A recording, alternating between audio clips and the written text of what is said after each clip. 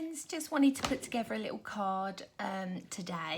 So I'm starting off on some purple linen, and then I've got some beautiful green embossed spotty. On top of that, I'm going to take some distressing, which is the Victorian velvet, and I'm just going to pop a little bit just around the edge, not too much, just enough to give it that sort of vintage feel. Now when you are applying any sort of ink, it all depends what sort of resist you want from that. So if you want it really bright, then obviously go for bright, highly pigmented ink.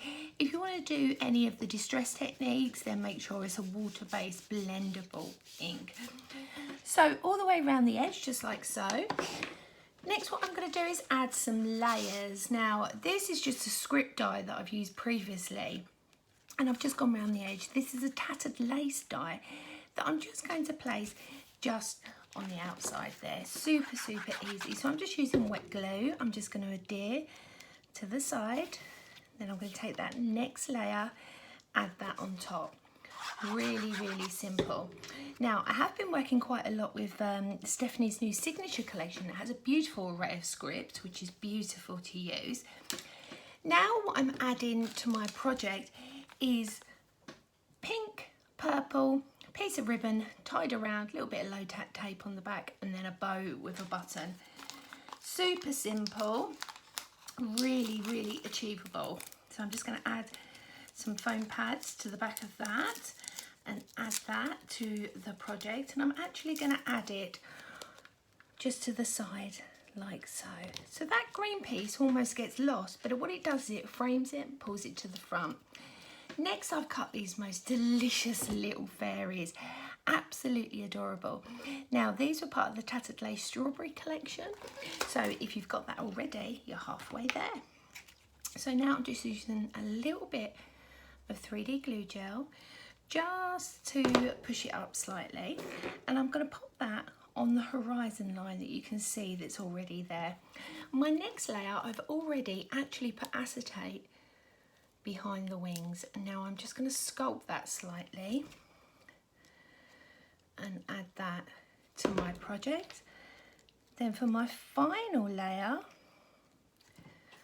I've actually cut away her legs and just use a predominant piece, and then I will just kick that out, make sure all of those little pieces are out.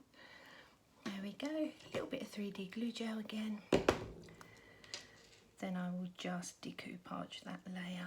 It just makes it pop, makes it look so much more realistic. Next, I've cut some over the edge flowers. Now these are beautiful. They're available at Create and Craft, and this is another tattered lace. I do believe it was like an envelope that come with this, and I'm just going to sort of tuck them behind just like so. Next, what I've done is I've cut Bright. This is a sentiment by Paper Boutique. Absolutely gorgeous. I think it was a Christmas one. And then on top of that, I'm just going to sort of push that colour in really, really easy.